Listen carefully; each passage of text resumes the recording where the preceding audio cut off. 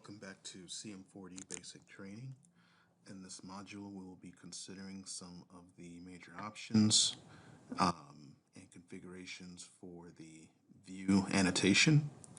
The view annotation, of course, is where your CAD image can be brought in and linked with your routine or brought into the document itself. So what we'll do is consider the relationship between the routine, the document, the view annotation, and some of the major options for displaying data. So to begin with, I guess it might be good to make a new document by clicking on New. And when we're here in New, if we right-click on the data source under the Data Source tab, we're going to make a new query by saying Open Manage Data Source. I'm going to connect to the database. We'll leave this option the way it is by hitting OK. And I just want to grab this routine here. So this is the routine that we've been using so far. I'm just going to select that and hit Finish. And if you notice, when we have a brand new document, you start off with one sheet set, and on the sheet set is what's known as a view annotation. So the fact that you see something loading in here is because this routine previously has some information about what view or CAD image to use. But if that wasn't there, what we would see were a series of dots. To illustrate that, I'm going to go here to the query, and if I right-click, go to Properties of the routine, I'll notice that there is an Image tab here where there's already an image connected. For you, this might be empty. I could hit Remove Image and OK, and I might get what you could currently be seeing right now with regard to the image. So without any images attached, what we have here in the view object or the view annotation is a series of markers of different types or styles. And what's happening is that the software is looking at the X, Y, and Z and IJK coordinate information for all the features and mapping these within 3D reference space, which is seen here. So we still see an outline of a part because the software has access to the nominal coordinates for all of the features. What's happening here, however, if I zoom in closer,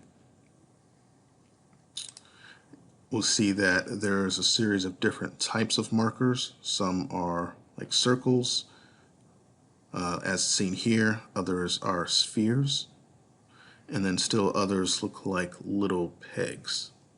These are due to the different SMI types that the features fall into. If you remember from previous modules, the SMI type is a category that the software will automatically assign to your features based on the nominal values that exist for them. And again, we can see those types by right-clicking here on Features, going to View Features in Grid, looking at the SMI type and seeing which categories the software is putting your features into. So depending on the nominals that you have, the software will put them into the category of surface, whole, XYZ, even polar if it's a constructed feature, or of other types depending again on what nominals you have available or loaded into the database for that feature. And so because of this, with the new graphics engine that is in version 25 of CM4D, it will display a particular type of feature marker by default for your different features based on the SMI type. So it finds the location in space. It will display a particular type of marker. So the circles you see are for holes, and then the other markers, which look like spheres, those are for surface points, and then the pegs are for XYZ, I believe.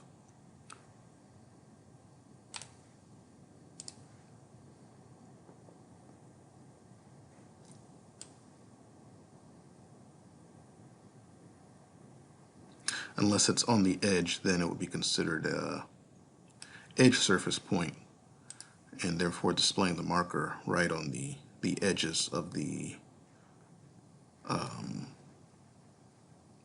what would be the part itself, or the CAD model. So to get the CAD model to actually display, if you're starting off with a brand new routine, there's two ways of inserting a CAD so that it displays within this default view. One way is to connect the location of where the image sits on a network drive to the routine itself and save that information to the database. To do that, again, you would go under Features, right-click on the routine and choose Properties. And here under the Image tab, we could link the proper CAD image that should be used for this routine. So to do that, we would click Add Image.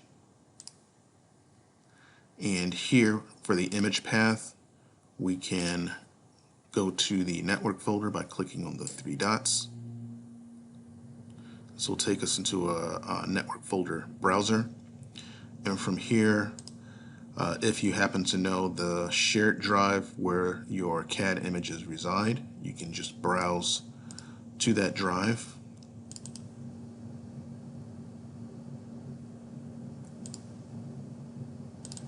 For me, I think images would be here. So I'm going to click here on this image, which is the one that should be associated with this routine, and hit open. Also, if you notice, if I click back on there, here for this drop down, you can look for specific types of file extensions. This is a list of the different types of CAD images that can be used within this new graphic engine. So you're not limited to VRML like you were in the past. Now you can load CATIA images directly, AutoCAD, STEP, IGS, and other image types that can be used natively within the software. If you have a file for that extension, you can just browse to it, click on it, and load it into the software. One thing to notice here for the image path, here it says C drive, which is fine for this example, but sometimes working with a customer, they might have their images stored on the network path, and if they're using an enterprise version of CM4D, they should be using what's known as the UNC path for this location, where they have the 2 forward slashes, the server name, and then a forward slash and the shared drive name. That way, if the server that would be bringing up this report in order to print it off does not have C or E or F or some other drive letter, it will still know where to go to grab this image because of using the UNC path to link to the placement of the image. So just a note for that. Once you have the image loaded, if you wanted to, you could have offsets for the image if that was needed. Scale if you need that as well. Sometimes data might be measured in meters, and the nominals might be shown in millimeters, and so there might need to be some sort of conversion between the CAD image and the scale that it was created, and the measured and nominal data in the scale at which it was created. Or it might be a case where the CAD image might be in metric, whereas the data might be in imperial, so inches. If that's the case, you would need to put in a scaling factor to account for that or convert between the two. So scale just allows you to scale the size of the CAD image that has been loaded in here, but by default it starts with 1. Here where it says 0, this is for layering. So if we include this image and then hit OK, we have one image that has been attached to the routine, but we can have 98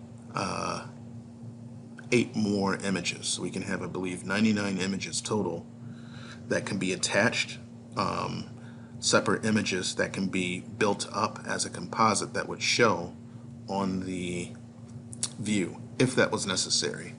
So if your customer had subassemblies or parts that could combine to form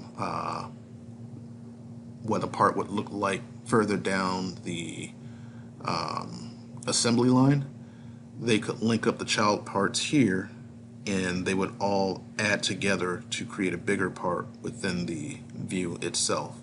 But if you do that, you can assign layers to each image so that later on in the view object you can turn layers on and off if you want to be specific about the levels of CAD that you want to see or how much CAD information is viewable in a particular view object.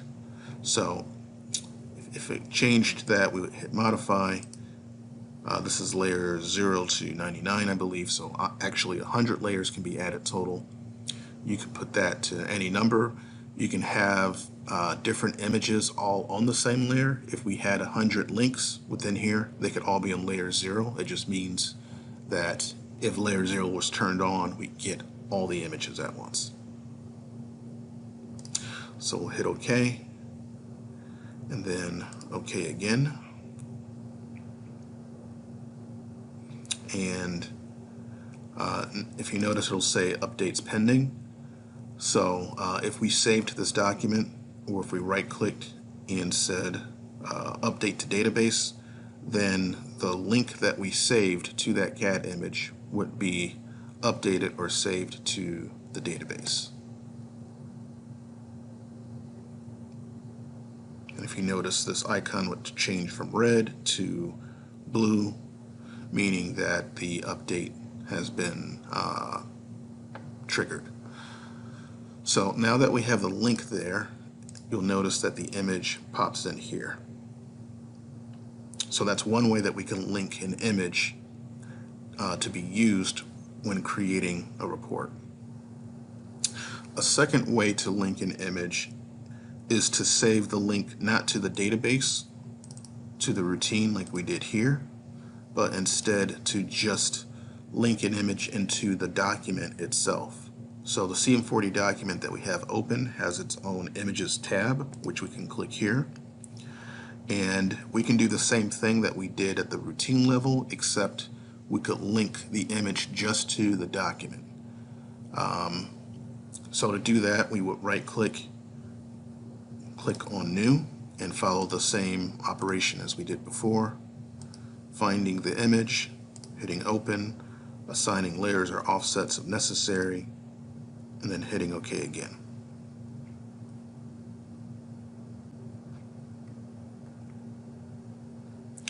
So those are two different ways that we can add an image to be used in the document.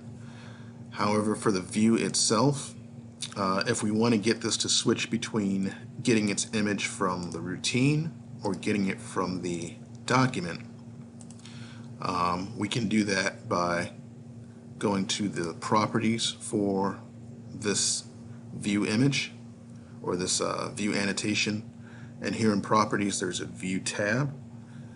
There's lots of options here for specifying what you want to see, whether for feature markers, for lighting, perspective, transparency.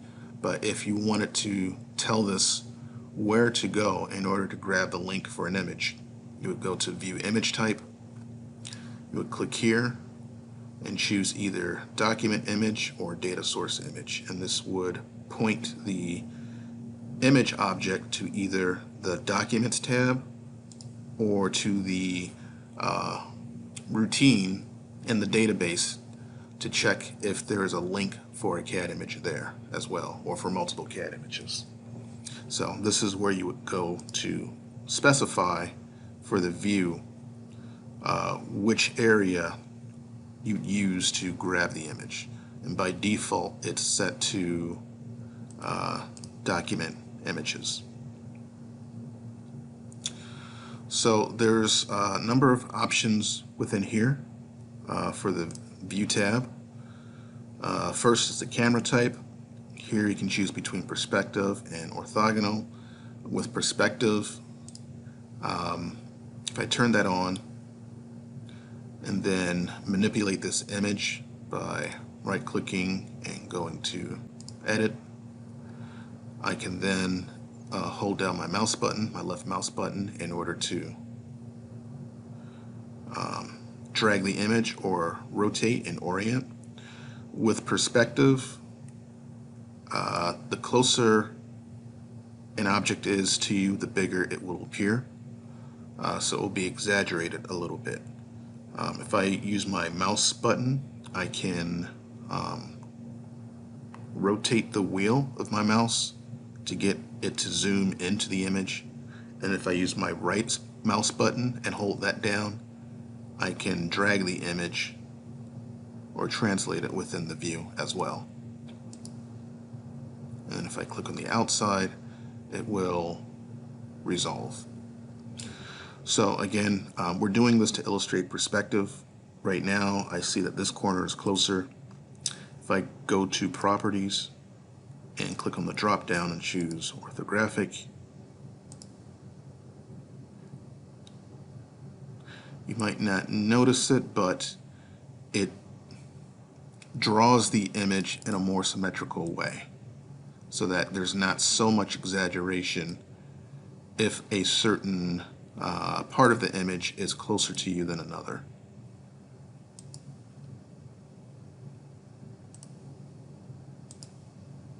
So that's one option. If you wanted to turn off the display axis, you can here, or make it bigger by going to Properties. You can change the size of the axis, which is here, the XYZ axis located there. Change the horizontal and vertical position within the view itself. We can make this in different corners if we wanted to. So right now horizontal is at 1, vertical is at 0. If we change vertical to 1 as well,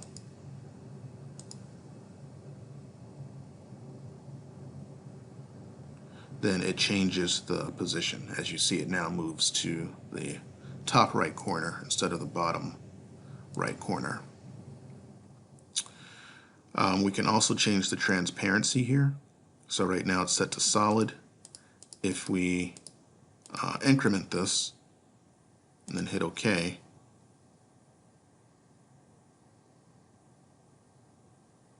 it makes the image more transparent, so you can see through it to other surfaces. So if there are other markers that might be hidden when the image is completely opaque, then they would come through and be clear given the transparency setting.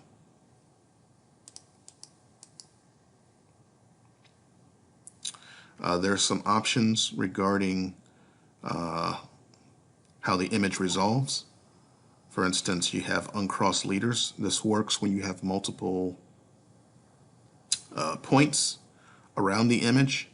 You can have this turned on, especially for auto reports, so that if you orient or zoom the image, the leader lines themselves will, in the charts, will reposition themselves so that they don't cross over each other. Rerun auto report is if you change the orientation for an image, it could rerun the entire report if you have that turned on. Purge unused report features are for cases where you might have a annotation like a chart or a text box, and you could say purge all of the markers except the ones that are pointing to different locations currently on this page. So it's a way of limiting the amount of markers that you see in the image to just the features that are being used by the charts on the page. Then also we have auto orient. This is still a bit experimental, but basically it allows you to change the orientation based on the plane of the features in the view to particular vectors, or you can orient to a particular view if you have one saved. Orient to a certain camera if you have a camera saved as well, which we'll look at later on. Look at camera settings. And if you don't use those, then you can adjust the orientation to any angle or nearest orthogonal, or have it auto zoom in to the image, to the features on the image, or try to translate the image over to the features. So a lot of these work actually in conjunction with the data source of the image. For instance, I can click here on data source and connect the image to a data set like any other object. And also, if I wanted to, the other option would be to choose through a list here the particular features that I want markers for on this image by going here to list, picking just a select amount of features, and it can have just those show up here as markers on the image. So right now just the ones that I picked are showing up and not all of the markers. But if we did something like that and connect it to a data set, I'd have to create one, but I could make a data set, have this connect to that data set, and it would display just the markers that are based on the features within that data set that I'm connecting to. So that being the case, these auto orient features, if I go back to setup, zoom to image, zoom to features, translate to features, it's referring to whatever data source and the features that this object would be looking at. There's also lighting here if we want to change the lighting. Right now you can set the orientation, or you can add a number of different lights. I could add a new light, change this. Light direction in terms of vectors I, J, and K, or X, Y, and Z. So you can set the direction the lighting would be coming from, or say attach light to camera.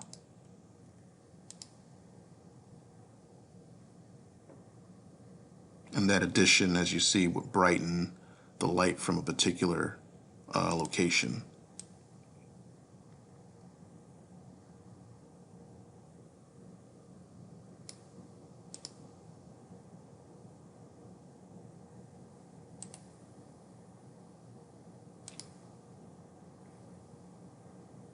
So that's lighting, some ways to resolve the view. In conjunction with what we saw at the routine level and at the document level with images, how we can use layering, that can be used here as well with layers. So right now, by default, all layers are turned on. But if I had 10 different images and I linked them to layers 0 through 9, I could turn all of them off and just turn on specific layers if I assigned a layer number to each of the images. And so with this, layer 2 and 3 would show. I could do layer 1, 2, and 3, or click here for the whole row and have everything assigned for layers 0 through 9 to show. Or I could leave the option on to just have everything show, and whatever layers are assigned to images, or however many images I have, I'd see them all here.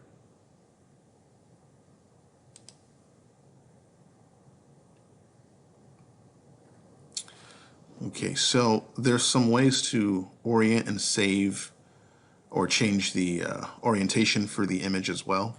If I right click, there's an option for zoom. You can say zoom max to maximize the image, zoom in, zoom out.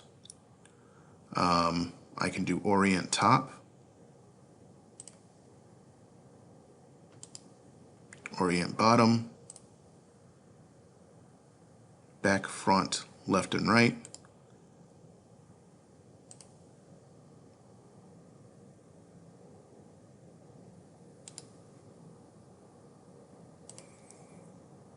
And let's see, there should be an orthogonal here as well that lets me choose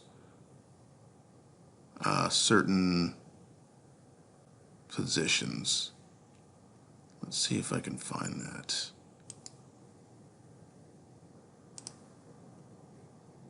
Do not change orientation, do not zoom, any angle.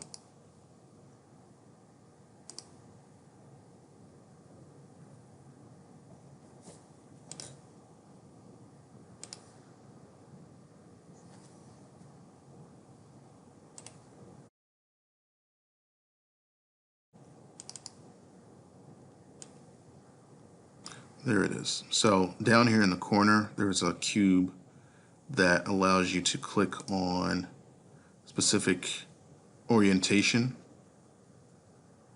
for your isometric views. So I can click here on top. I can click on the top and side or on the corner, and it will orient according to whichever I chose. So front, left, bottom, or I could do front, left, top, and it's going to give me the orientation from that camera angle.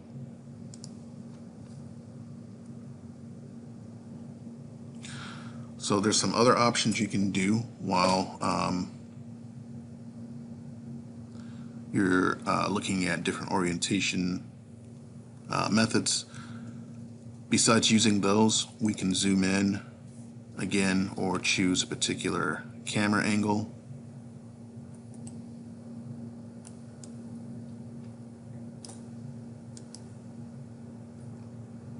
And if you like a particular orientation, you can save that off. So if I right click, I can go to camera. And here in camera, I can choose where to save. So I can save to the database, to the routine, to the document, to the site database, or to the particular user who is using the software. So if I say database, I can create a new camera and call this any name you want. You can have a series of cameras that you can create here. So if I create this and then hit OK, I've just made a new camera angle. So now if I go and edit this to change the orientation to something else, I can right click, go to camera, and then click here on test and say load orientation and zoom, or orientation and zoom max. So depending on what I saved at the time, I can load the zoom of what I saved and the orientation. You can hit OK and it will revert back to that particular camera option.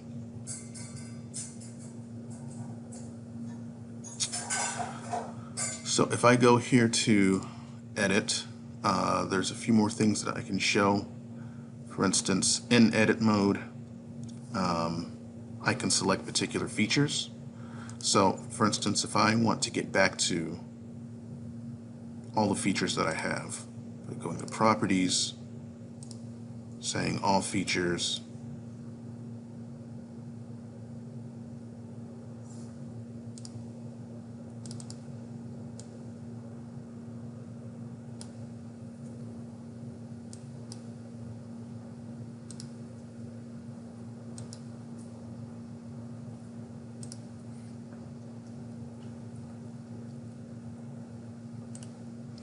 I'll go into Edit. There's an option here, Select Features. So if I click on this, I still have the option to zoom in and out with my mouse wheel or my mouse actions. And now what I can do is hold Control and click on individual features.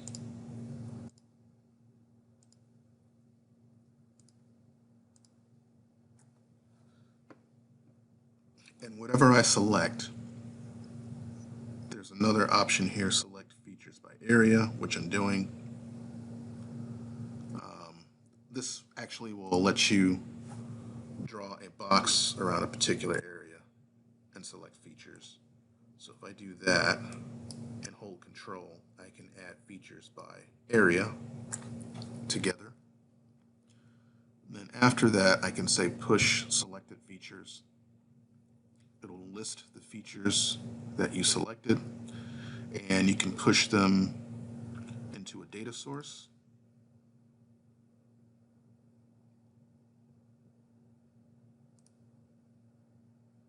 Or to other options. For instance, if I do this again,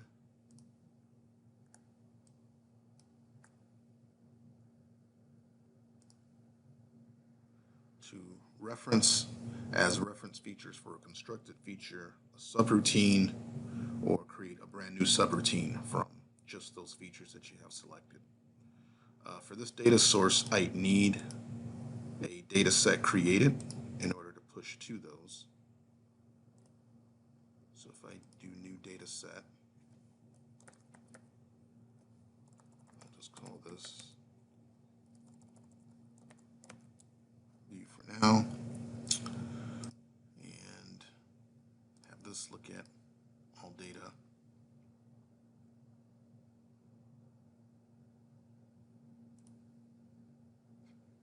I can again go back into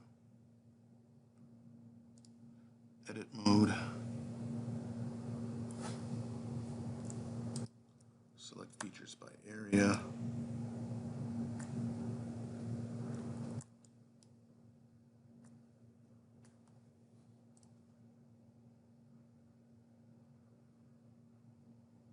actually I think when I did that originally, when I said push to data source, if I go here, it'll show me just the list that I created. So pushing the data source actually pushes those features to the data source of the view itself. So it's, in a way, it's cropping the information just to this set here, or to this list. But if we try that again, if I go here to edit, this time, actually, I'm going to back out. I'm going to go to Properties, Data Source. I still want to see all features.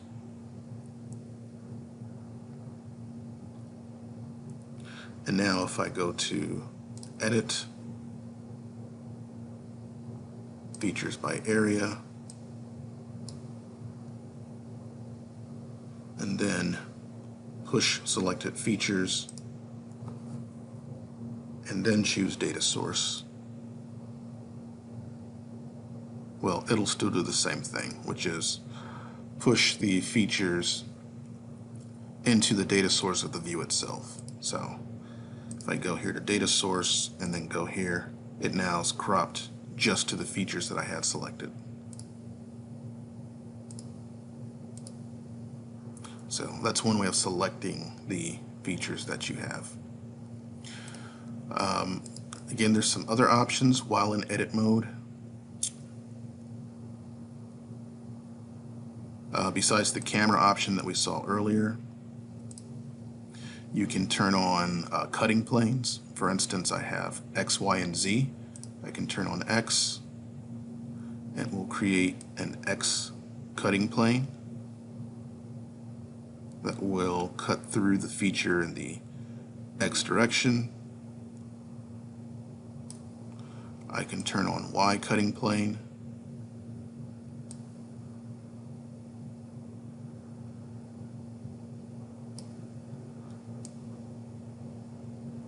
if I orient that, I can see here, this is my Y. And then we also have Z. So you can turn one or all three, and depending on whatever settings you have for that, you can invert the cutting planes for each one so that it flips to the opposite side.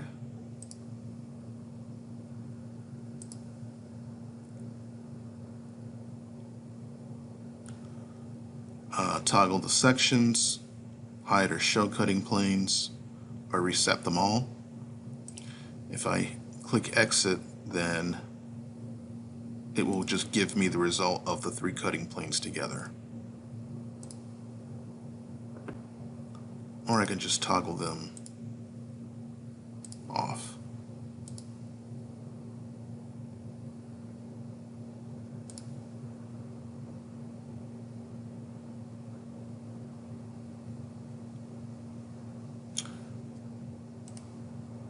And then finally, there are some options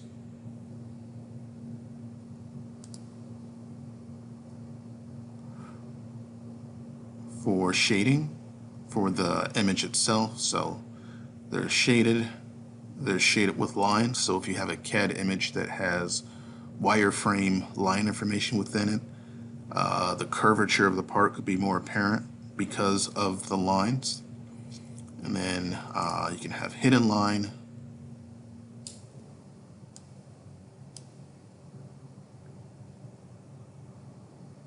and also X-ray mode, which is similar to transparency.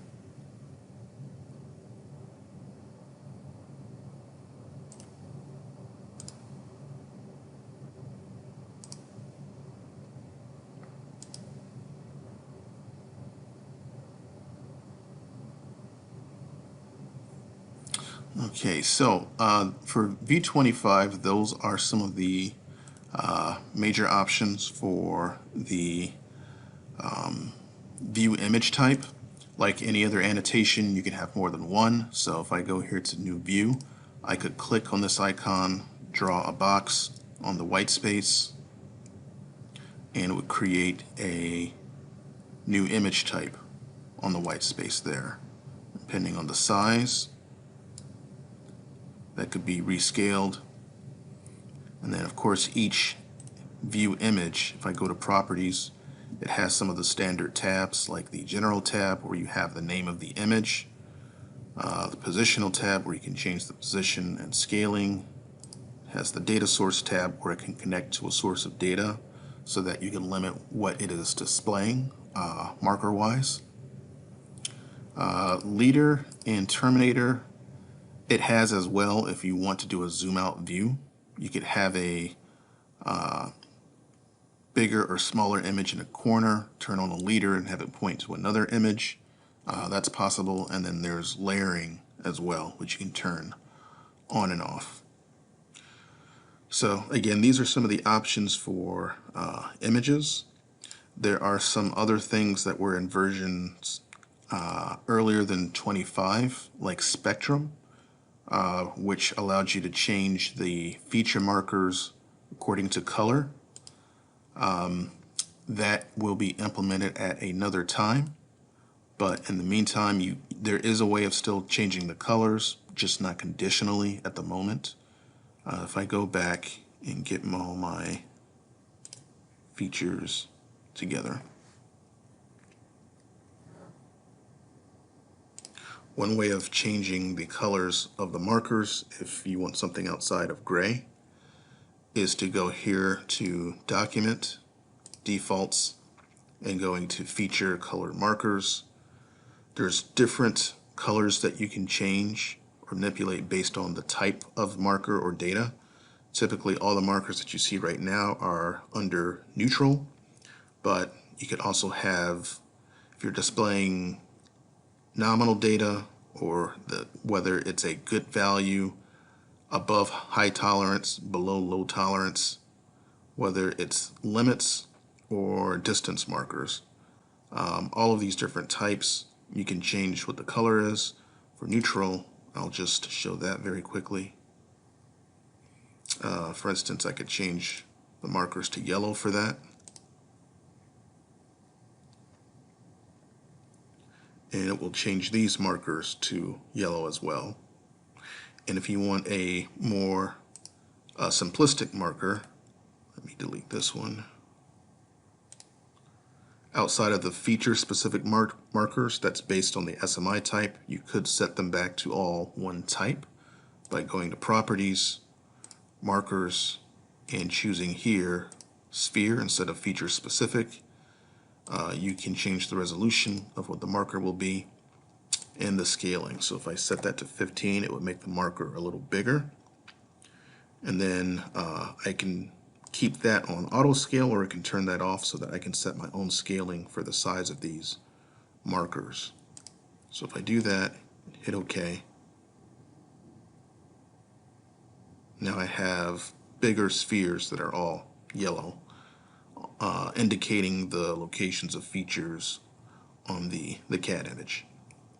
So again, these are some of the major options available for view objects.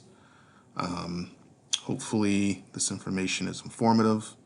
All of it is also found in the help file within CM4D or at the website ats-help in the link for version 25. They'll have information about all the view options as well. So thank you for attending the seminar on the view annotations, and look forward to seeing you for the next module.